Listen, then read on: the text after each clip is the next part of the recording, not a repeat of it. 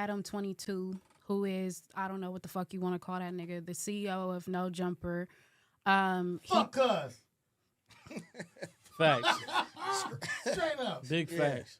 Fuck us. Go ahead. He said what he said.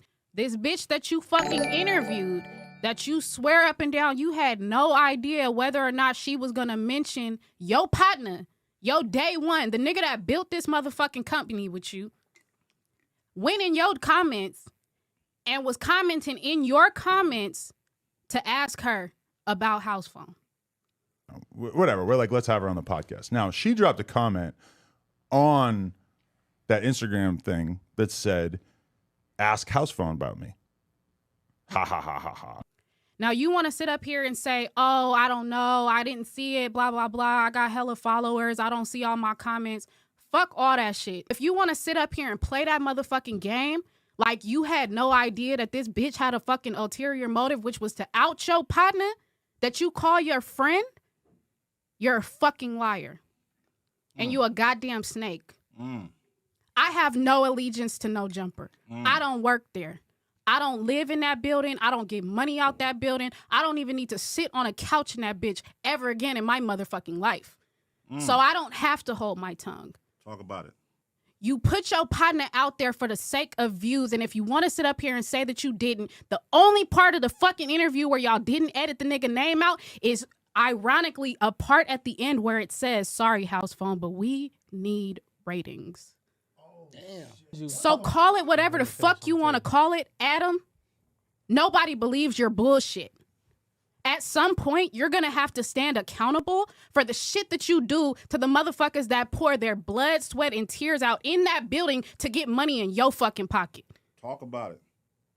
It should have never even been a question whether or not the nigga that sat up here and gave you everything. I don't give a fuck if the nigga missed a couple shows for the last few weeks.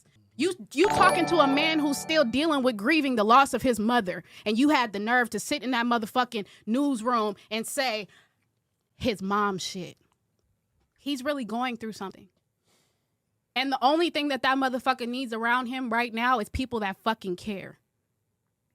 And you, of all people, should have been one of the first people to do that. But you chose ratings over your partner. You can apologize all you want to. You could post every screenshot in the motherfucking world. We ain't even gonna come to the point where we gonna talk about the fact that half of them screenshots you didn't even post time slots on. You didn't post timestamps on half of them fucking screenshots.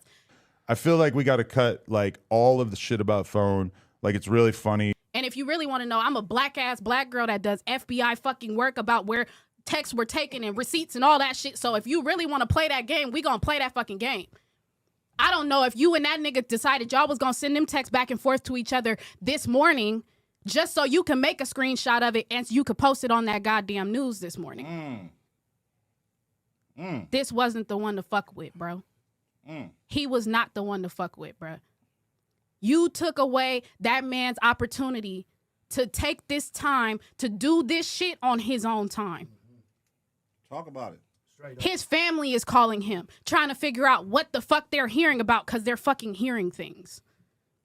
He got to worry about his nieces and nephews and sister and everybody trying to figure out what the fuck is going on with him because you don't understand the way shit works in our culture.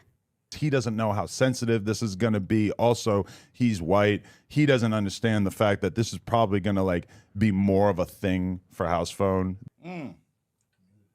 Our community does not fuck with shit like this on the regular, and we have to take time to do this with couth. We don't get to laugh it off and be bummed and not stoked. We don't get to do that, my nigga. We got to stand in front of motherfuckers that don't feel what we're talking about, and they can either make the choice to fuck with us or they can make the choice not to fuck with us. But he has to deal with the fact that he has to look at people now and wonder, are they thinking this about me? Are they talking this about me? Are they going to say this when I leave? Let's not even get to the fact that a way weaker motherfucker might not even be on this planet no more. Right. But you playing with niggas' lives, bro. For ratings? Fuck No Jumper.